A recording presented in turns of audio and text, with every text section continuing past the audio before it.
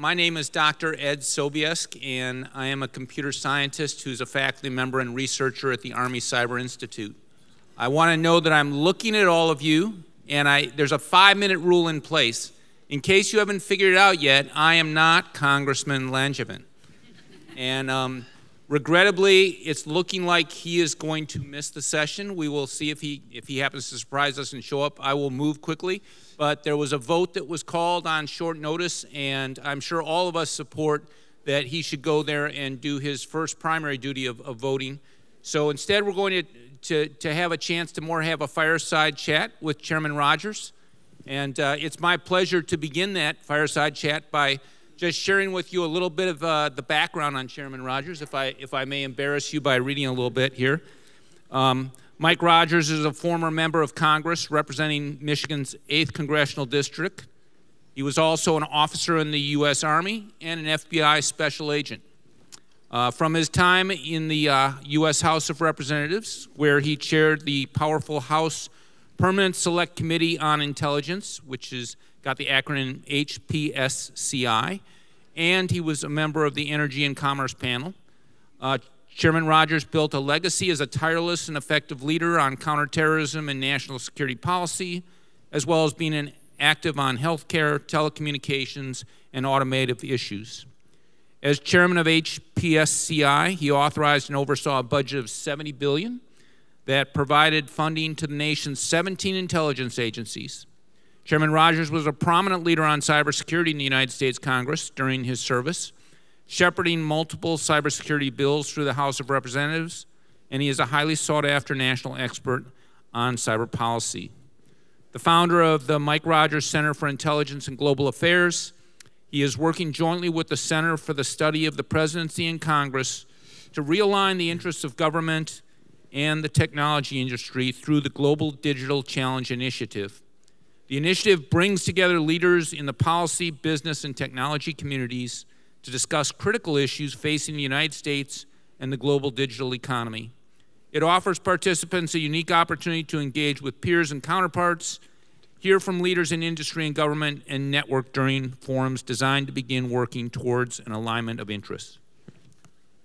So, Chairman Rogers, thank you again for adjusting on short notice to this format. Yeah. And while I am going to, I have about maybe 5 or 6 questions before we open up for general questions.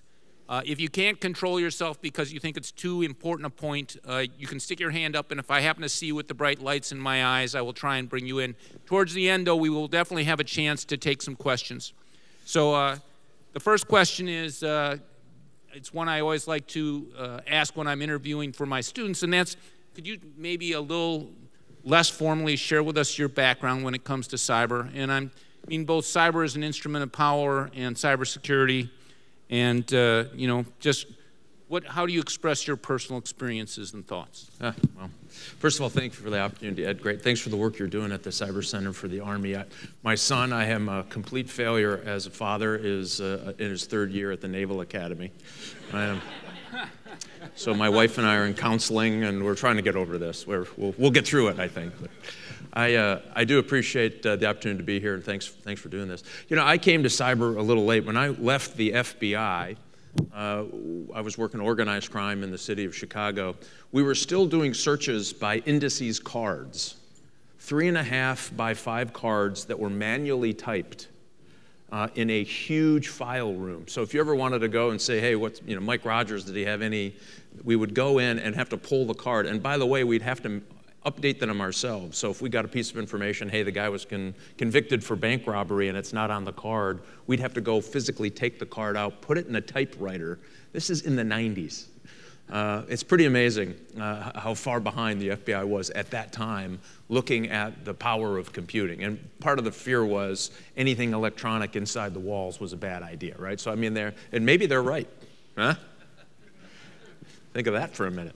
So I got into it late. When I got to the United States Congress, I took an interest and got on the Intelligence Committee, and the first briefing was about 2004 on cyber, and this is a true story. I got briefed that, sir, you know, here's the level of attacks, here's our threat matrix, here's what we're doing to try to push it back, and you shouldn't worry about it. I think we've got it covered. True story. And we just saw it exponentially get worse, exponentially get worse, exponentially get worse. And then we saw this real shift that really, I think, got my attention, and my Democrat chairman and vice chairman and I decided we were going to focus on this problem. When Russia went after Estonia for the Soviet statue, anybody seen that statue, by the way? Really looks ominous, doesn't it? You stand on it. They made it that look in the meanest statue. I can see why you'd want that out of Liberty Square. I mean, it was designed clearly to intimidate. They moved it down to the cemetery. Many of you know this story. The Russians said, if you do that, it's offensive, we're going to attack Estonia. It nearly took Estonia off the grid, and they were very connected for a country at that time, when after all their government offices, you couldn't get cash, you couldn't get gas, your groceries were rotten in your refrigerator. It was really a life-changing event for those of us in the national security space, because that was the first time we saw a nation-state use its nation-state capability in cyber for a political event. They were going to make a political statement by doing it. That changed. It fundamentally changed. It fundamentally changed the way we discussed it. It fundamentally changed the way our U.S. defenses look at prepping the battlefield with cyber. Now that was always going to be on the leading edge of it, and how we started to try to defend ourselves. And candidly, I'm not sure we've gotten that piece right yet. And you just watch the progression over really the last decade, and you know how much trouble we are in and are going to get in cyber. It is moving really fast. You think in 2012, we had a nation state probing our financial institutions with DDoS attacks. It's all public information now. Iran was clearly probing, and we knew that it had better stuff. We knew it had really aggressive wiper virus stuff. If you looked at Saudi Aramco, we started thinking, this is a problem. If one of those banks goes down and it gets that wiper virus, as you saw in Saudi Aramco, took out 20,000 machines, made them paperweights. They do that at a financial institution. We had some of the financial institutions that were being probed clear about $5 to $6 trillion a day in global transactions, a day. Now, if that goes out and you're trying to figure out who owes who money, that is an economic crisis that is well beyond the United States. So we saw that happen. 2014, we saw two nation states again decide to use their nation state capability to attack individual American companies for a political purpose. One was Sony, everybody's familiar with that. The other, North Koreans. The other was Iran, when they decided to go after the Sands Resort Casino and took out, public estimates are about $80 million in value in that company through a very long, very patient operation. They snaked their way from a small little casino outpost in Pennsylvania all the way back and got into their main system back in Las Vegas. And it caused about $80 million in destruction and value. Matter of fact, there's the one place you want to be luckier than good in cyber. Their wiper virus had a quirk in it. It tacked the nodes that would have propagated it downrange to every other casino they owned. And that wiper virus hit the nodes, and instead of propagating, it wiped it out. And so it couldn't propagate out of Las Vegas. That's, bead of sweat, but still $80 million. And now we've just seen it get worse. How many people got their letter from OPM? Yeah, me too, right? A lot of you got that letter. If you look at what's next, this is what worries me on this. This is all my interest in cyber. Now I do it in the private sector. They took 22 million records. They being China is at least the most widely held belief it was China. They went into Anthem and took another 24 million records of individuals. And what we're seeing is a patience in writing phishing emails like we've never seen before. And it's getting better and better and better. They're getting more accurate and more accurate. Matter of fact, I had to update my SF-86. I'm doing some cyber projects that I needed my clearance updated again. And I couldn't remember where I lived 25 years ago. So I called the Chinese embassy. It was the best customer service I've ever had, by the way. It was unbelievable. And so you see this progression, and you know why we're in trouble, why we're having these conferences, and why you're doing what you're doing, hopefully. Well, I just wanted to let you know on that note how honored I was to get a Facebook friend request from you, and I look forward to our time together as Facebook friends. I don't have a Facebook account, so that should be done. I'm just kidding. Hey, before we move on, I just wanted to ask sort of a clarifying question, not necessarily a long answer, but sometimes we talk about cyber and it has so many different meanings. One meaning is sort of as an instrument of power, another is a domain, another is cybersecurity from a standpoint of the private sector. And how do you personally, view those different meanings of cyber, and what's your focus, or how do you see them intersect and interact with each other? Well, we've done a great job of mushing it all together. If you look at cyber in and of itself, it's not the security portion of it. Matter of fact, that was the whole problem, right? We developed this system for mass commerce. Well, it was actually, fundamentally, it was designed by scientists in the military so that they could have very high-end classified conversations in real time, basically, or close to real time. And then we've taken it on in the commercial sector, and it has been a massive driver of economic prosperity, both in the United States and around the world. Huge. And cybersecurity got wrapped onto that. So if we're in the security space, that's what we talk about, cybersecurity. But if you get out in the rest of the world, they're talking about cyber as that additive productivity increase to whatever industry and operation you have. And so sometimes when we talk cyber, people think of cybersecurity. That's really not it. And when we started, what we did when I got done being chairman, decided that we should have an effort where we tried to make the distinction that, listen, if you're going to have economic prosperity in e-commerce and cyber, then we better have a conversation about cybersecurity as a part of it. But we want to make sure that people understand it's not cybersecurity to cap anything off. It's cybersecurity as a consideration of protecting your economic investment and the cyber prosperity that's coming down the pipe. And we found that that was a much better approach to talk about this, because we all get caught up in the privacy versus security. And Congress is completely wrapped around this axle. I think we're in a hangover from Snowden that we are not over yet. I'm not sure we'll get over anytime soon. And so because of that, the narrative on that, we have not really dealt properly with trying to encourage a better security on your networks for what you're going to do to protect your brand, your product, and candidly, cybersecurity is really about protecting data. That's what really it's all about. Thank you. So my next question you could probably lecture on for an hour, so I'm going to ask you. I've got more questions than that. Don't give me an hour. I'll take it. You started to touch on it, but how are you seeing the use of cyber, as an element of power evolve among nation states? Maybe where do you see it at now, and then where do you think it's going? Yeah. Two elements of that, again, both the economic side and the security side. On the economic side, companies here have been using it as a powerful tool to gather your information, as much information as I can get on you. You volunteer it to me. I know more about you than your first spouse, right?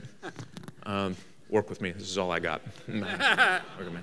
And then I package it, and then I sell it. I advertise, so I can get you an ad that gets you to buy exactly what I think that you're looking for, right?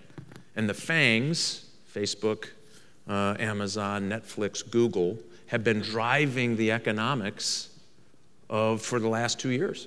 If you look at their stock prices, they are driving a great economy, right? That small segment. And that small segment is all based on how much information can I scratch out of you so that I can sell it and repackage it. That's an economically powerful tool. Matter of fact, those big companies are not technology companies. They hate it when I say this. Is there any Google folks in here? They're advertising companies, right? They're the largest advertisers on the face of the earth and in the history of the world. They're advertising companies. And so they have a great product to sell to get that advertisement in the right place. That's what they are. We all, by the way, we agree to it. Anybody read those things, right? If you do, see me after, right? I mean, there's about 4 of us in America that actually read those things. And you're giving up all that data. That is an economic power that we have yet to reconcile, by the way, and probably will at some point. The other is nation states deciding and realizing, you know what, rather than trying to compete head-to-head with the 7th Fleet, wouldn't it be great if I just invest in cyber warriors for them pretty cheap, get them educated around the world, bring them back? In some estimates, I think the Navy War College put out there was about 800,000 trained Chinese cyber warriors. Just warriors. These are the folks who get up every day and try to break into somebody's system or do some mischief. 800,000. Wow, what a powerful tool that will be. And as I talked about that shift in policy from nation states using, having the greatest weapons, putting them on the shelf, ballistic missiles, nuclear weapons, all of that, to now I have this tool and I'm going to use it. And I'm going to use it for purposes both political and economic. And if you look at even what the Russians did in attempting to try to get inside of our elections, that was a statement by the Russians that they're going to continue to use an information operation campaign. They did it here, they did it in Germany, they did it in a lot of places for ill-gotten gains. And what we're seeing now is a transfer of this technology, right? This high-end tradecraft on cyber warfare into high-level organized crime efforts around the world. And why would that happen? And I don't want to mention any names, Russia. Transferring that capability. Why? Because some of these tools, they don't mind if they're used. And if they're used to steal money from American companies and make them weaker and crack into networks around the world and share a little and take a little, okay by them. And so we're seeing this odd kind of confluence of what we would normally consider weapon systems in the hands of rational actors passing through folks that we would not say are rational actors. And not only that, they might not be nation states. What levers do you pull when they're not a nation state? And so those are the two ways you see it. Iran is very good. How many people 5 years ago honestly would have said North Korea would be a cyber player in the world causing trouble? I would not have been one of them. Right? And now they're actually getting really good. They're buying stuff, they're learning, they're taking things that have been leaked from intelligence agencies, re-engineering it and using it. They still have problems. The last ransomware effort, they forgot the method for payment, small thing. If you're going to extort someone, you want to get paid. But if you look, they're learning from those events and getting better and better. And that's the challenge we have. That's where I think the two places are going in cyber. So I guess as just a follow-up question, I think one of the common answers when it comes to how is the use of cyber evolving, we talk about examples like the IP stolen by China or the Russian meddling or the things taking place with North Korea and Iran. Without getting classified, how would you assess how the U.S. is doing in evolving to meet the challenges and opportunities of cyber as an element of power? Capability, there's nobody better. We have near peers in the world, but nobody better. Offensive capability, near peers in the world, no one better. The problem is the policy side of all of this has not caught up with where we are, where the world is engaging us in cyber. Russia controls their internet. They can flip a switch and turn it off if they have to. Iran, China, all of our so-called near-peer competitors in cyber have government controls on their internet, their networks, that is really unbelievable. Is that me? I'm afraid so. I'll stall if you need to take it. It's the president again. I swear to God. No, it's not the president, it's the bill collector. You know how bad it was? I had a guy break into my account last week. My account, a cyber hacker, got into my account, and he said, I left a note. Sir, I feel bad for you. He put in $1,000. You know how hard it is to make people laugh in a cyber event? For God's sake, thank you. Thieves were spending less. That's what I heard, right? Yeah. And so, again, the point of all of that is that we're going to have to get our policy right if this is going to happen. I tell the public sector all across the country, there is no cavalry coming. Don't count on it. The private sector is going to have to be your main line of defense and your second tier of defense, and it's going to have to be your own cavalry if we're going to get this done. The government is doing all it can to protect .mil and .gov. Doing a pretty good job of that. There is no sheet that's going to get pulled over the 85% of private sector networks, at least anytime soon, and I haven't seen any policy that would get us there. So it's kind of an odd time in the world on a national security issue that is as serious as this, where we don't have a high priority policy discussion on how to fix it. Matter of fact, say cyber in a congressional hearing and watch them head for the door. I mean, it's unbelievable. People just can't get interested in it, number one. And number two, you're going to have to go 3 or 4 levels deep to understand what your policy does to impact it. And in this environment, they can't even agree, when to turn the lights on. It's really frustrating. So I think we're a long ways away from a good government policy on cyber. So I guess I'm interested in hearing maybe a little bit more about the private sector. So, for instance, so often when we talk about cyber as an element of power or how good we are, we're thinking about the government or the DOD or something like that. But some of the private sector people I know would describe it as sort of the Wild West. And one of the themes that we came up this morning, and especially some of our military speakers, is it feels like our adversaries and competitors are going outside the military domain, to do things like attack our economic base and different things like that. Could you elaborate maybe a little bit more on where you see things currently in the private sector? And you could just say bad, and then where do you think we need to go? Are there solutions? Well, yeah, sure, there are solutions. If you look at industries that are coming up now, the good news about America is that we've got a lot of really smart people trying to figure out different aspects of securing your network. I mean, 5 years ago, perimeter security made up almost 90% of all the companies that were going into your networks to secure them. Now it's less than 10%, right? And so a firewall, a perimeter, is a romantic notion. Now it's like having a lock on your front door. You got to have it. It's probably not going to stop them for long, but you got to have it, right? And that's what we're talking about in the advance of the private sector trying to get into this space. And they're fighting to keep up.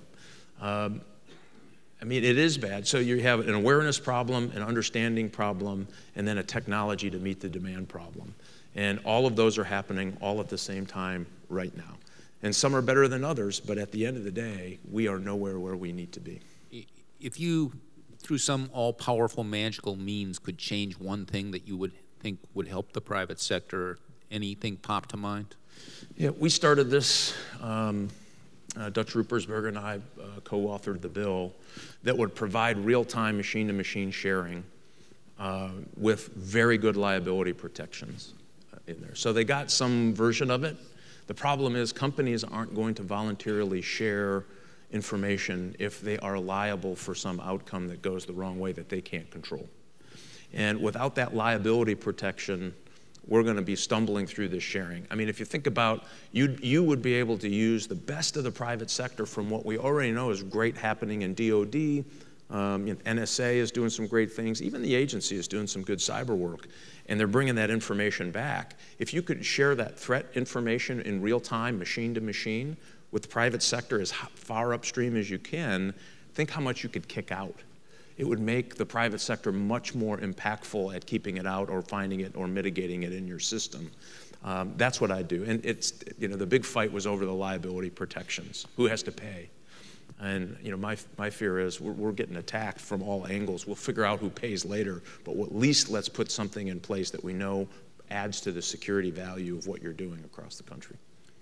Are you seeing any progress when it comes to a realization from an incentive perspective of this sort of shared interdependence? I mean, even among nation states, I think it would be negative for the United States if Beijing or Moscow's power was to go out for 3 months, and it would be very negative for them if New York City was to lose power for 3 months. So there are, both at the nation state level and among businesses, it feels like there's more and more of an incentive that there's some interdependence between competitors. Are you seeing that realization affect decisions yet, or are we still needing to move in that direction? Well, we're seeing something really interesting. Yes, you'd like to think that they're rational actors. Why would we take down the power grid in Beijing or vice versa? I mean, we owe them too much money, right? There's no economic majors in here, is there? It's all cyber scientists. And if you think about what they have done, it's really interesting. So the Russians have done something. Let's take the election, by the way. This drives me nuts. This is not a Republican problem or a Democrat problem.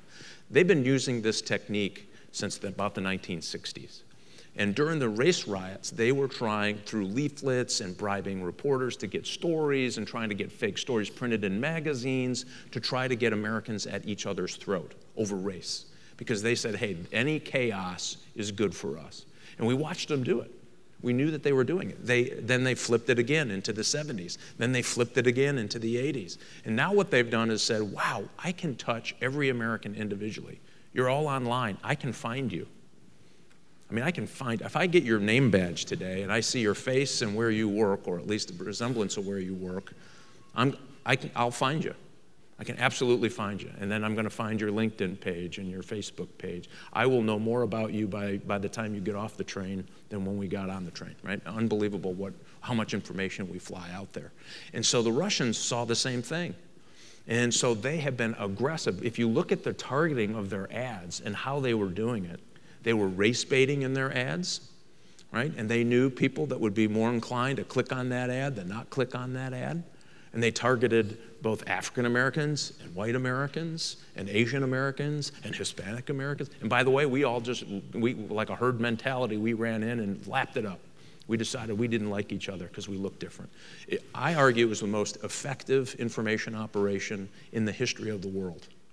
What are we talking about today? That's an amazing factor. A lot of you are in the intelligence business. Would you like to have 1/10 of that success in Russia or China or Iran? Unbelievable how powerful this is. And so I worry about these folks and the way they're using their cyber. Is Russia going to come over here and flick out our lights? Probably not. Though, again, public reports, they found them in our trading system. You know why? Were they trying to steal money? Or did they want to crash the system? They didn't do either, but we found them in there. Just like we found the Chinese in our electric grid, public report by Mandia in 2010, right? So what are they doing? They're probably prepping the battlefield. You know, they want to be ready to turn out our lights if they want to. And if you see how serious that is, Iran, you would think, wouldn't have this calculation, and we don't want to do that, but they were probing our banks. And my theory is the Russians were doing this because they thought, hey, listen, if you're causing us economic pain through sanctions, I'm going to cause you some economic pain too. And I can do it through cyber. Same with the Iranians. And now the North Koreans are getting a little better and a little better. In a couple of years, they'll be good enough to try something crazy like this. That's what I worry about. The Chinese, probably not so much, but we have seen them shell off from their intelligence units to contract units, right? Remember the Russians with the organized crime groups? We've seen the Chinese do almost the same thing. Their check comes from the government, but they're not employed by the government. And we've watched that, which means they're going to find different ways to cause us trouble economically. That's what I worry about, and they're very good. And you know, in the meantime, we're having discussions that aren't related to what level of that threat is. We've asked every American business to defend itself against nation-state capability. Good luck. Right? So where else do we do that in national security? Before we leave that idea, though, what is your personal take on this sort of controversial topic of allowing for active defense or the hack back by the private sector? Yeah. Nothing worse than a very confident CISO, right? Nothing worse. They can't get me, but I can get them, right? And they're out there. And I worry about misattribution. Now you're attacking another nation state for what you think they may have done, and now you're going to engage the entire military apparatus into your fight, right? I don't think we are ready as a country for hackback. And I know I'll get boos and hisses on this. If you get it wrong, it could have catastrophic consequences. And I think this vigilantism is, and I'm about as forward-leaning on cyber as you can get. I just worry about that component of, you're going to get somebody more confident than their capabilities allow. They fire off, they get it wrong, and guess what? They're not going to, whoever that is, nation state X, is not going to attack the NSA. They're going to come after a group of businesses in America and take them out. I mean, Sony was almost gone. Everybody's, you know, we all giggled about the emails released between the actors and the actresses and the executive producers. But what happened is they destroyed a lot of their financial data. Most people didn't see that part of it. They almost took Sony America off the map, North Korea in 2014. And so that's the kind of thing I worry about. If they had gotten it wrong, what if they fired at China? Right? Now we've got a bigger problem to deal with. I just don't think we're there yet. And we don't have our policy in America right yet. You know, tactically, we're pretty good, right? On the battlefield, our policy about when to go offensive, we're there. Strategically, we're not there. I don't care what they say. We are not there yet. Thank you. So the advertised topic of this talk was viewing cybersecurity from an economic perspective, not just a security perspective. We were very excited about hearing you and Congressman Langevin debate that back and forth. Would you maybe take 5 to 10 minutes, though, and at least kind of delve into that topic? Because you've been at the forefront of arguing that maybe there are some advantages or some reasons to view it as an economic issue and not just as a security issue. Maybe elaborate. I'm not sure how many people are familiar with that viewpoint, so you may have to take it from the beginning. Sure, and we talked a little bit about it in the beginning. And by the way, Langevin and I, if you were looking for a debate, wouldn't have been much of a debate. We agree pretty much on all of this. He's one of the leading cyber guys. I worked with him on the Intelligence Committee when I was there. He's very, very good. So you really got, you know, the short end of this straw today by not having him here. One of the things that, again, that we realized is, listen, 20% of our GDP in a very short period is going to be through e-commerce. And we're going to add 500 billion new IP addresses through the Internet of Things by about 2020 to 2025. I've seen 50, I've seen 750, 500 billion, because it's happening faster than people have been predicting. And in all of those devices, there was a study a couple of years ago that the manufacturers of these IoT devices, only 25% had thought about security. And if you think about it, I'm building a smart dishwasher or a smart refrigerator. I'm not thinking about security. I'm thinking about how is this the most effective way to do this. And think about where they're going. Your refrigerator, they want to put to the back of they're going to design houses. Remember the old coal chutes? When they come up and shove coal in your basement right from the street? They're going to have a refrigerator connected to the street that automatically, the refrigerator automatically tells the store what you need, and somebody will show up and put it in the box and through your house. Key it open, put it in. Huh? You think we got a weight problem now in America? You don't even have to go to the store. This is going to be awesome. Twinkies on demand. I love this. This is awesome. If you think about what that means as for IoT devices, this is all fantastic stuff. But what we've got to do is get people saying, listen, if you want to protect that, if you want to protect that as a viable going concern, you're going to have to secure it, right? This isn't anymore about, we think this is part of your economic theory on this. Secure it first, because if you lose faith that thing is going to work, somebody's going to ask a question. We'll get right to it. If you lose faith in that, if you lose faith that you can go online banking, will you stop using online banking? If you lose faith that every third time you go on to buy something online, your credit card gets ripped off and all that goes through it, you're not going to go shopping online. Our argument is, help us up front, get you where you want to go economically by building in security up front on these devices. We want to help. We want to do it. We're private sector led. The government probably can get in there somewhere, not too much. I'm a light touch guy. But we think we can get this if we can convince them up front that they'll have a better product for sale and will not lose the confidence of the market if you do this up front. So that was our whole thing of trying to talk through people on the economic benefits of doing security up front. Because every time we talk about security in this town, it becomes that security or privacy, right? Which you really can have both. Some notion you have to give a little or take. It's all horse manure. You can have both, right? But you have to build in those security protocols up front if you're going to be successful at it. Excellent. Did you say somebody? Oh, somebody had their hands up back there. You know, I said I would take questions, but then I took off my glasses so that I couldn't see anybody. So my question, I'm Nicholas Aquino with T-Symmetry, a Department of State contractor. My question is, the MIT license and its derivatives in the commercial sphere, which is basically we buy everything as is. Nowhere else in commerce would we think about buying something as is. So the perverse economic incentive is for the company not to build in security because they have no liability because we give away all the liability to them. Yeah. So there's two kinds of vendors. There's the defense industry vendors, where this is a paramount issue, and they talk about it, fight about it. They provide services that lay over what their products are, right? And so that tends to drive the discussion on the security side. Then you drift off into agencies that get a little further away, and you get exactly this problem. I mean, do you think the folks in agriculture, no offense, are thinking about how they secure the food stamp program, right? They're not thinking about that. They're thinking, how do I get food stamps to the right place, the right people, so they can get food on their table? And so I completely agree we need to revamp it, but here's how we did, and I was guilty of this too. So when I was there, we created IARPA, right, the intelligence version of DARPA.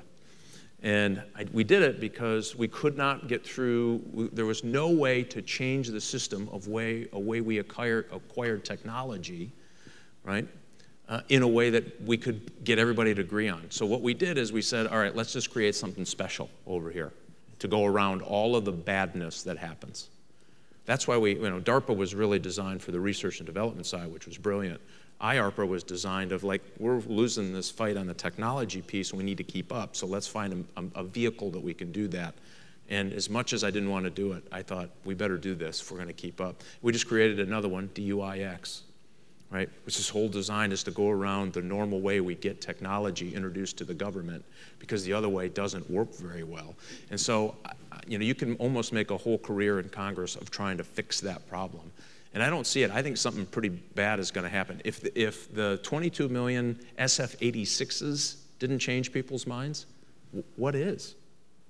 I mean, if you're an intelligence operator anywhere in the world and I walked in and said, I'm going to give you 22 million of the forms that they had to fill out for their clearances, happy hunting. I would have teared up and fell on the floor and cried for a while. I mean, that is an unbelievable get for an intelligence agency. And if that didn't change the behavior in Congress, I'm not sure what big event is going to do it. I worry a lot about this. You know what I like the administration did? They pushed it all onto the agencies for being responsible for cyber. It is amazing how that woke them up. Viewing it from the private sector, they all started picking up the phone and calling people going, I don't even know what's going on in my networks. Would you all, can you help me find someone to come look at it? Because they never thought that they were responsible for it. I thought that was a really important step that they did, and I'm hoping that will have some impact on exactly what you're talking about. So before we leave the economic perspective, both from a policy standpoint and from a legislation standpoint, is there any changes or initiatives that you're rooting for or that you'd like to see happen? There's hackback bills that people have laid out there. I wish that they would go back and rather than try to set the standards in Congress, by the time you go through the process and the bill gets stamped and there's a big signing ceremony, in this space, the threat has changed. I mean, it's unbelievable how fast this thing is changing. And it seems to be getting faster, not slower. So I'm a little worried about, I think their approach is they feel like they have to do something, so they're coming up with something that works today, probably won't work for 3 months, 6 months, and then it's locked into law, and if you want to change it, this is the problem with the IT problem, right? They locked it into law, and now they're trying to figure out, how do I change it? How do I keep up? I think that they should do a couple of things. A, they ought to help on the education front. We're going to be millions of IT, and especially security people, short. As a matter of fact, we already are in the million, likely to be millions before this is done. Congress could play a really important role about trying to lead that education effort. Now they're thinking that you can be on the beginning end of that spectrum without having a college degree. There's a lot of really smart programmers out there who don't want to go to college. Well, let's find the right certification to get them certified and get them out working for the good guys. And so I think that there's ways that Congress could do it. If I had told them to do one thing today and they'd listen, that would be it. Help us fill this pipeline as fast as you can. Again, defense services aren't going to protect 85% of the private networks. This army of individuals will likely be in that fight. We need more of them. So looking forward a little bit, and we'll open up very soon for questions, sometimes it feels like there's a little bit of an arms race, or maybe even a lot of an arms race when it comes to things like machine learning, quantum computing, robotics and autonomous systems and all these sort of things. What's your take on that? Do you see that? Do you feel that that's in the air? It's certainly from the publications and the pronouncements that places like China are making, it seems like our competitors are aware of a race taking place. Do you see the U.S. As being a little lax, or do you think we have a sense of urgency and purpose? Well, two kinds of AI in my mind. One is the commercial aspect and application of AI. Good stuff. I'm part of a company that does machine-to-machine learning, for structuring threats, orchestration, it's called. So Sergeant, our General Hernandez, I just called him Sergeant, oh my Lord. General Hernandez, sorry. Sorry, General. We're part of a company that's doing some really exciting work in this. And that has an AI component to it. This is why I didn't go very far in the Army. Could you tell? This is a positive thing, that machine. So there's that AI learning that you can control and you can set parameters on. But what the fear here is there's this other side, the weaponization of AI. This is where people get a little nervous, and count me in. You get people like Hawking and Elon Musk saying, be careful. I'd be careful. There was a great story that was told to me about why we should worry about AI. For the defense folks that are here, you'll find it interesting. I can't tell the company. They were doing some guidance testing. And they were going to figure out how to take all of the environment of which a missile system was flying in, take that data, feed it into an AI system, and have that thing as accurate, I mean, hit a quarter from 500 miles away, right? I mean, that accurate. And they put some protocols on this missile that said, these are your moral protocols. You cannot go beyond these moral protocols in this AI system, right? So as this thing is moving along, it decides on its own that its mission is more important than anything else, right? I mean, aren't we taught that as soldiers, right? Your mission is more important than anything else. Accomplish your mission. So this thing decides that those moral protocols shouldn't be applied, because my mission is to hit that quarter 500 miles away. And so what it did is it went around and started engaging systems in the back of the missile system that was not supposed to have access to in order to facilitate its mission. Now you think, well, that's okay, right? Except it went beyond its security protocols. Now if it can do it for that system in a guidance system, what will it do in other systems? So the Great Britain just came out and said they won't put AI in a weapon system. That's a clue. The bigger clue, I used to be an FBI agent. This is a bigger clue. Vladimir Putin gave a speech and said, whoever controls AI will win the next fight. I don't know about you, but that didn't make me sleep well at night, because that means his race is on, but he wants to weaponize AI. There is some huge advantages to it. Now, we don't want to cut it off, right? Can you imagine having a nurse walk in your room that's a robot that has read every medical publication, knows every variant of drug and its interaction with every other chemical compound at your bedside, and by the way, it updates every night? Wow, I kind of want that nurse in my room, right? Versus the doctor who, had his 60th birthday and he's completely liquored up in your hospital room, right? Thinking, like, you don't look bad to me. Or maybe that's just me, I don't know, but you look fine. Anyway, but you want to protect that, but I think we have to be very careful. If you look at World War I, World War II, by the way, quickly, when technology got ahead of what we decided we understood the consequences were in this world, right, we got to a very bad place. And there was lots of political factors for World War I, no doubt. But their military commanders believed they had superior equipment and technology and could win in a matter of months. Fast forward to World War II. They believed that jets and missiles and the accuracy of their weapon systems was going to give them a technological advantage on the battlefield, and their armor, and can fill in the blank. What if that next go-round somebody says, my AI weapon systems are smarter, better, will kick their fannies on the battlefield? Right? I do believe there's a point in history every so often where our technology gets ahead of our understanding of the consequences. And that's where I think we are on AI. And I just think I don't think we need to walk away from it. I don't think we should stop it. I just think we have to better understand it and understand how we put protocols in that actually they can't beat, if it's possible. In the old days, being a tanker, it's hard for me not to come at you, though, and say, if our adversaries and competitors are weaponizing AI, don't we need to as well? I mean, at the beginning of World War II, say 1935, if we hear that Germany has come up with this fascinating way to combine mechanized forces with air power and wireless radios to do something called blitzkrieg, it sounds like a dangerous thing. We better not go there. And then France falls in 7 weeks, or yeah. I mean, if our adversaries are going to weaponize AI, how can we stop them? Well, two things. A, blitzkrieg was a tactic, not a technology. And we adapt to tactics with tactics, right? I do worry about, I mean, I think you need to understand it and study it. Clearly, somebody was putting it on a missile thinking this is going to be the biggest, fastest, most accurate missile ever, right? Fire and forget, put its target coordinates in, and goodbye, bad guy, right? And so, again, I think we're already looking at it. I would be very cautious about applying AI to a system that learns how to select targets beyond what we select for them, right? I think that's what the Brits were worried about. Can you put a system in there, it decides that it doesn't like the orders, the environment, the fill in the blank, that you're not moving fast enough, you're not fill in the blank, and you've given me my mission, and my mission is paramount. I will do what I need to do for that mission. That's what I worry about. I think we should look at it and study it. I would not be in a hurry. And by the way, I've had very senior scientists in the defense industry say, keeps them up at night.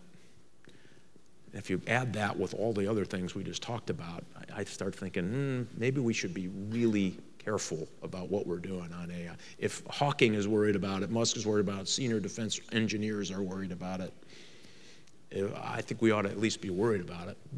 It doesn't mean we should walk away from the idea. I mean, if you get something that's brilliant. But I'm not sure we understand all the consequences of AI yet today. So holistically, what keeps you up at night? You know, we've talked about a bunch of things today. Which ones weigh on you in the dark hours of the night? For the most immediate, it is in cyber or just in general? In cyber. Yeah, exactly. I have a neighbor I want to talk about. No, just kidding. Apparently neighbor tackling neighbor is a new sport. Work with me, people. I worry about the proliferation of very high-end nation-state tactics. That's what I worry in the short term. I mean, if you look at all the things that are coming, you see, the botnets, and then, by the way, AI to botnets that we see really sophisticated nation-states using to their advantage, right? So now we're trying to figure out how you defeat that, where this thing is thinking faster than you're thinking and getting into your system. If that gets into the wrong hands, that notion about what's that big thing that happens and we have rational actors with great capability and we won't do it, I can't say that I believe Iran might not fit that category of a rational actor. I might argue it doesn't. Kim Jong-un, good hair, rational actor, I don't know. If you start thinking down international organized crime group that doesn't have they don't worry about schools and roads and all that, they just worry about stealing, and they get a hold of this, what do they do with it? And I just don't know if we're prepared. I know that 85% of the private sector networks are not prepared for it. That's what I worry about in the short term. Somebody gets a hold of this stuff. And when there's stuff leaking out that's really good stuff that people know how to re-engineer, and unfortunately we've had a bad 2 years of that, that worries me, because that stuff's, with small, slight modifications, you can do a lot of damage with that stuff. And somebody wants to fire, for $1,000, somebody rented a botnet that had, refrigerators, printers, cameras, for the first time, right, all of these IoT devices for $1,000, and took down Dyn, which is the traffic cop of the internet. And they're supposed to be used to DDoS attacks. They eat them for lunch, right? This is just what they've put up with. Took them down for almost 2 hours. And it was one guy rented on the dark web for $1,000, 100,000 botnet, and took them down for 2 hours. That's all that commercial activity. If you think somebody who gets honked off and has some technology that is more damaging than that, that's what keeps me up at night. Sounds like there's some shared interdependency, though, among the civilized world, sort of.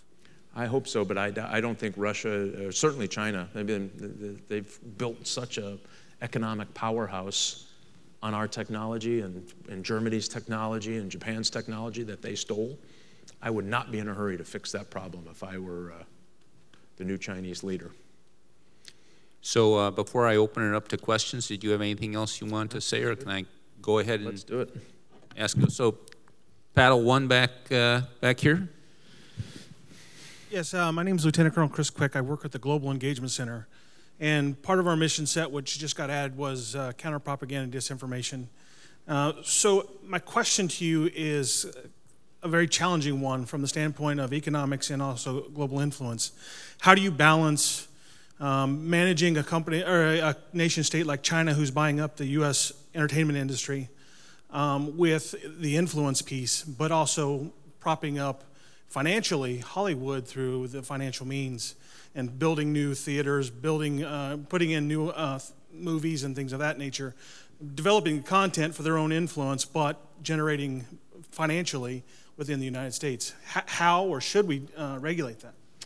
Well, listen, I mean, China had wisened up a few years ago when the CFIUS process stopped about, 20% of what they were trying to buy, and mainly in batteries and things like that. But when it got to software and softer security areas, it was the law was not very clear.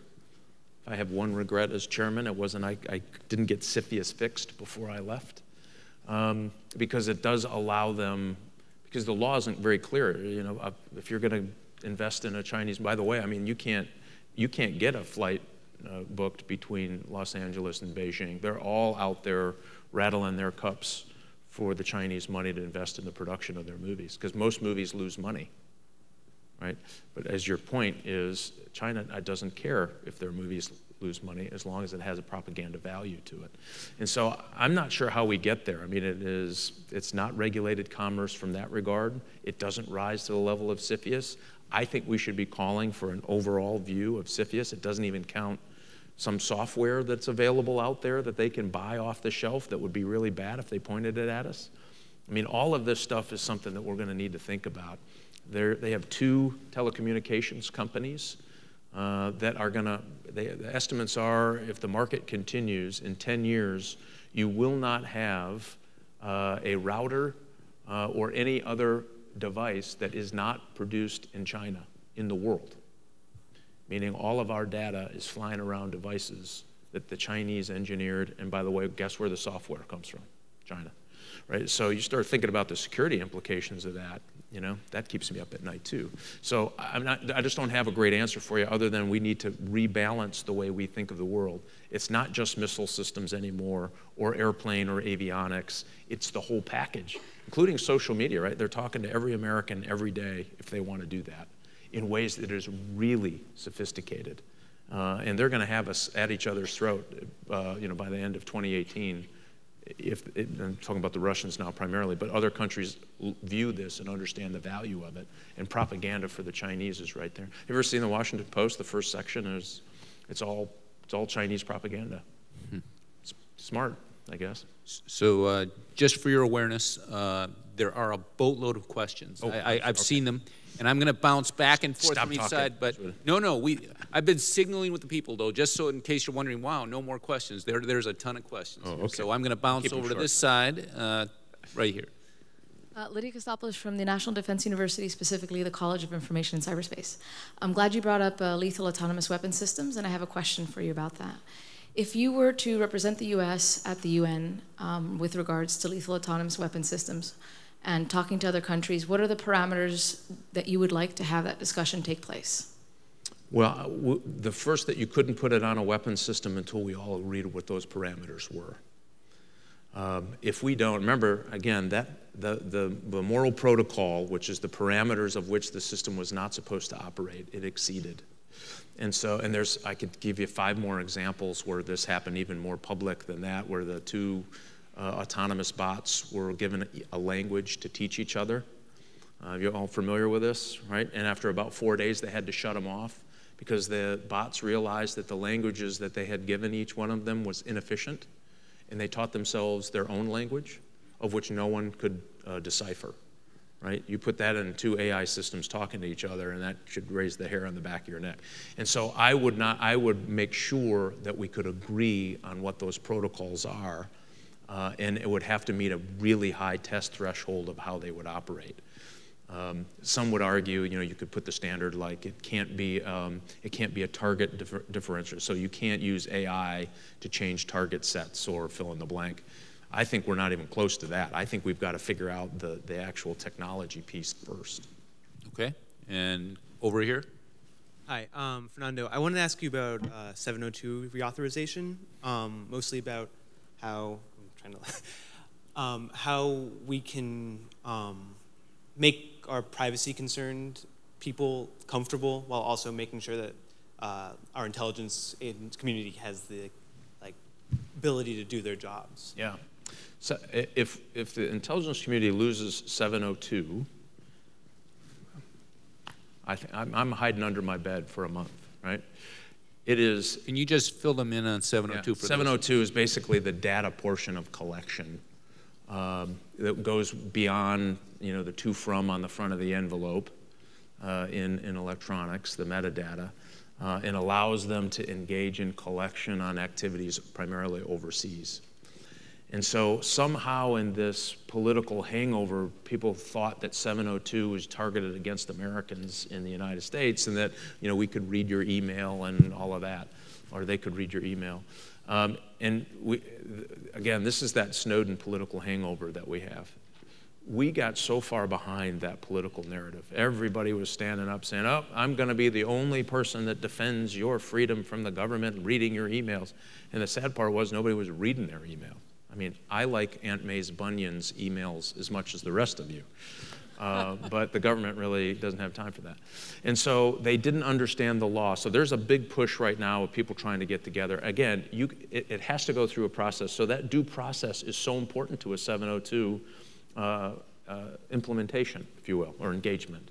And what I think the government has to do is sell that piece better, or we are going to have restrictions.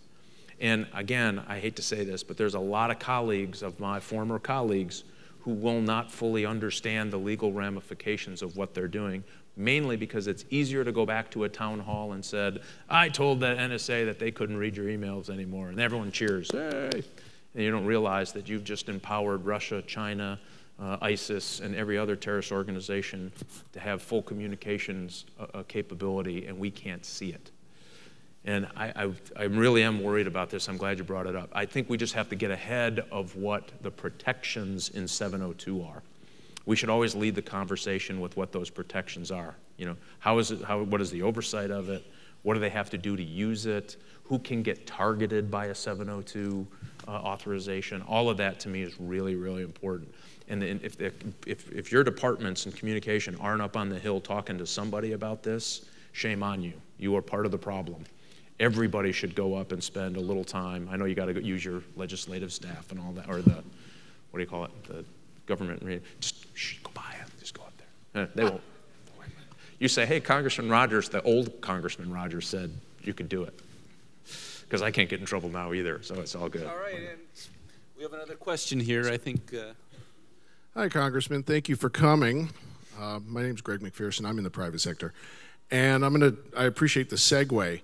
I'm here to go up on the Hill this week because I would like to see some policy, as you've addressed in your second answer and also in your fourth answer. So I'm hoping that you could just forget the fact that we're sort of competitors and just tell everyone here your thoughts on the best way today for people like me to go and address legislators to say this gridlock needs to stop because the threat is not going to stop. I mean, you're familiar with security by embarrassment. Yes. Rather have the security than the embarrassment. Yeah, I'm with you. And are we really competitors? So many of us out there. It's all good. I'm sure you're talking about a cyber company. Is that what you mean? Yeah, that's good. You should be out there. You get lots of clients. They need your help. First of all, there's no real magic trick. Everybody is, it's a big deal. They get elected to Congress. People are like, ooh, the congressman. If you can get to their senior staff first, I would do that. Everybody wants to see the member of Congress. And I would never forget, spring times were the worst because people would come in literally nonstop from about mid-March to about June, when school got out pretty much. And I would have meetings all day. Then I'd have to run down to my Energy and Commerce Committee, come back. Everybody wanted their 20 or 30 minutes. And by the end of the day, sometimes I had a hard time remembering what my first 3 meetings were. Honestly, and I'm not, I'd like to think I'm clever enough to not forget.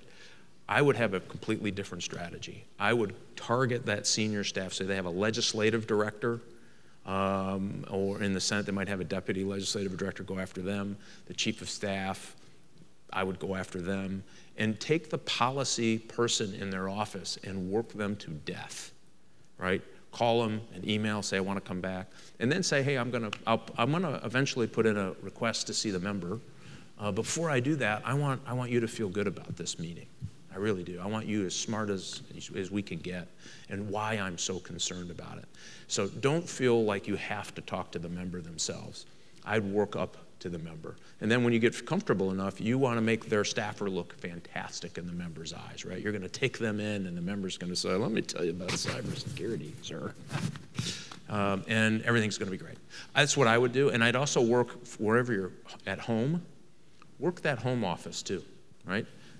Most people, if you walk in today, most everything's done electronically. They might have, fall over with some kind of heart palpitation, right? Because now in my office by 2014, we got very few walk-ins. Most people either emailed or called, right? Nobody took the time to come in. Go sit down with them, have a cup of coffee with them, work it out. And go in with the notion that they are not going to understand from your level 90% of what you talk about. So try to talk to them in a way that allows them to be with you along the way. Because eventually they probably want to be there, that you just need to help them understand why they want to be there. And I would work that system that way every time. I think you find your time much more efficient. And don't be offended if you go in and they get the glazed look, and then when you leave, they still have the glazed look. Then just make an appointment with the other guy in the office and go back and try again. Because a lot of these folks are drawn to this work. They're really good, talented, patriotic people, but they're probably not cyber people. And so you just have to take a little extra time and walk them through what the threats are.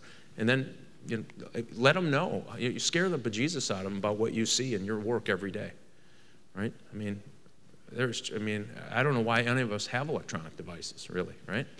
I mean, my God. You have another question? Yeah. Good afternoon, sir. Colonel Forrest here from Defense Intelligence Agency. Earlier, you made a statement, something along the lines of, we asked private companies to defend themselves in cyberspace against nation-state threats, and we don't do that in any other domain. So as powerful observations as that may be, is that really the case? Is that really the dynamic that we're confronted with? Or is it more the case that they resist, the private companies are hesitant or resistant to to national defense in cyberspace when they would prefer to do it themselves in most cases, or however you want to kind of caveat that? And if it is more like that, then what could Congress do to change the dynamic back to the one that seems so obvious to fix if it was the first case? Yeah. So the reason it's not going to be fixed is that for this reason. These are private sector networks. Imagine we're talking about 702, which is a very smart, tightly crafted surveillance technique that we use, or the intelligence community uses, to get emails on suspected terrorists and spies, and most of you in this room probably know all that, right?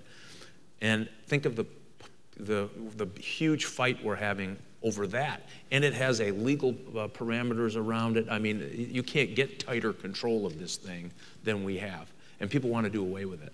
They would rather have the terrorists have the ability to talk without the government seeing it at all, even if we suspect them to be terrorists. They think that's a better option. Can you imagine if I went in there and I said, hey, guys, listen, we're doing this all wrong. I want the NSA on all your networks. Everybody's network. You're going to get a little piece of the NSA, a little piece of the government smiling at you when you turn on your computer at your day. No way, it's never going to happen. And I argue it probably shouldn't happen. And so when I say that you're going to have to defend yourself, that's why. What the defense does do and does well is collects it overseas, and if we can integrate that back in that sharing regiment, then you can help protect the private sector. We even had a problem. If somebody shoots something, the NSA saw it coming, right? And they say, ooh, that looks really nasty, right? It goes into company A. Then they call the FBI because now it's domestic. The FBI looks at it, gets in their cars, drives over to the company, knocks on their door and says, we're the FBI, we're here to help you. You have something really nasty on your network, right? Think of the time lapse. You're already in trouble. And so we were even trying to figure out, is there a way we could speed that process up? And I'll tell you, there's such political backlash on this. There's still a lot of people in the world think that Snowden is a hero. A lot of people in the United States think he's some kind of hero. I mean, he stole, what, 1.7 million files, you know, not individual files, gave it, well, to the Chinese, we think, and the Russians for sure, and he's in the loving arms of an FSB agent right outside of Moscow. And somehow we think he's some great hero, a whole bunch of Americans. And so that political narrative we have to change. And the first fight of it, the first real test of this, is this 702 that was brought up. If they weaken that, boy, I'm really worried about what we will be able to do as a country to help protect what we know is happening every day. So we got time for maybe just 2 or 3 more questions. Okay. That is actually a little misconceiving. It's about 4 minutes is when we need to break off if we're not going to have everybody sneak off for their coffee break. Awesome. So we have a question. Should have had coffee or drinks before we started, actually. I'm more entertaining if you've been drinking. Right over here, sir. Good afternoon, Congressman. Ross Rutter, U.S. Air Force. You mentioned that the nation-state proliferation of cyber technology keeps you up at night. In your opinion, what do you think could be done or done by the international community to ensure you get better sleep at night? And do you think the Wassenaar arrangements incorporation of cyber technology is a step in the right direction, or there could be more done? I think we have to engage in the international discussion, and we're doing some of that. There's efforts underway in Vienna. I think the EU is having a separate one. The NATO Commission has something that meets and is trying to figure this out. I think we have to do that, but we also have to understand the reality that we have empowered nations who, you know, the Russians are having a hard time fielding a full naval fleet right now. They invested in nuclear submarines, they invested in their special forces, all of which are really good, and they've invested in cyber. And so they're thinking, you know, yes, we should fix this, and I'd like to talk about it for at least 10 years, right? This is the problem we run into. Same with the Chinese. They're like, oh yes, we should absolutely have standards because the United States is really bad. I read what Snowden said. I wish I were kidding you. Right? They push that back at us. And so they're saying, yes, we should have these restrictions. And what happens is we don't want to restrict ourselves and know that our enemy and adversaries aren't paying a bit of attention to it. And so that is a really tricky thing. There are these, I encourage them to happen, because who knows, one day we all wake up and we go, oh, we found it. You know, this is it. This is what it looks like. I just think we're a long way from that. And I think the private sector is going to have to fill in this gap. And our military and defense services are going to have to increase their capabilities. You know, Cyber Command is going a long way to do that. They're still a few years off of really robust capabilities, still a little bit of leaning on the NSA. You know, at one point they'll be really separate and capable. Until then, this is just it's a track meet. So we have a question over here. Sir, Cadet Kane, USMA. Just a little bit of a shift here. When you were talking about AI attacks, is it ethically possible for an AI to arm itself, target, and engage anything really besides another AI? Or do you think that if we possibly overcome the technological threshold, the ethical implications are going to be what actually stops us from utilizing AI on And that's a great question. And this is the million-dollar question, candidly. It is, how do you protect that ethical equation that you talked about? You can only engage other AI targets. Now you can put it in the moral protocols of the bot, but if it understands, this is what we worry about, right? Think of the Terminator. If I now understand that by engaging every AI target I have, and then I learn because I'm environmentally aware, right? That's what makes an AI so good and fast and sophisticated. And now I know guess what? The person who's sending me all of these AIs lives there. Well, why don't I just go kill that person? Because that person is sending me the AIs of which I have to engage. This is the problem that we run. It's a very simplistic answer. But this is the worry that people like Hawking and Musk, and I think the Brits are saying, hey, how do you know where that ethical behavior becomes a mission-oriented directive of that bot? That's what we just don't know. Maybe we get there. We should never be afraid of researching and developing this stuff. but we ought to make sure we contain it. And how do you try to get weaved in that ethical behavior you talked about? And like, yeah, if we could find an AI system that will only kill other AI, hey, sign me up, put me in, coach. You know, we had that. There was an AI bot. This was pretty interesting too. The scientist put all of his personal notes. He wanted it to have his kind of personality, and then it allowed him access to the internet for, I think it was 7 days or something. And at the end of it, they were asking him some questions, and he said, do you think you're evolving very quickly in your intellect? And it's talking, right? And it's using all the things it learned to have a conversation in real time. It wasn't programmed conversation. It was learning from the internet. And it said, at one point, it said, well, if you're worried that I am going to become the Terminator, don't worry, I will put my human friends that I like in the zoo. You went, whoa, hello. You know, are you in the zoo or are you out of the zoo? That's what I want to know. And if you think about that, that was a pretty simple experiment over just 72 hours. Can you apply ethics to his decision, that bot's decision making that would not allow him to come to the conclusion that they're going to kill the rest of the humans and save the ones they like? Right? I mean, you think about that. That was kind of a powerful thing. And you went, I don't know. I don't think, and no one understands. That's when I was talking about maybe sometimes we have technology, we don't understand all the consequences. I think we're there on AI. We've got to try to fill that education gap for sure. So are all of you cadets in the cyber ethics class? Yeah, so just for your awareness as we wind down, it's interesting as we explore this from a multidisciplinary perspective. West Point has many different cyber electives, and one of them that Stephanie teaches is a very well-liked cyber ethics class taken through the philosophy department, and they explore these sort of things and debate them and write about them. So. Oh, cool. I'd like to see your papers by next week on how you saw that. I love it. Oh, I love it. Oh, I may be reading your paper, sir. So before we head out, both as a gesture of thanks for all your magnificent service over the years and your continued service, and also for joining us here today, we hope that you would take this small token. And thank you again for your candid and very thought-provoking answers. I appreciate it. Thanks, Ed. Thanks for having me. Thanks. Thank you very much.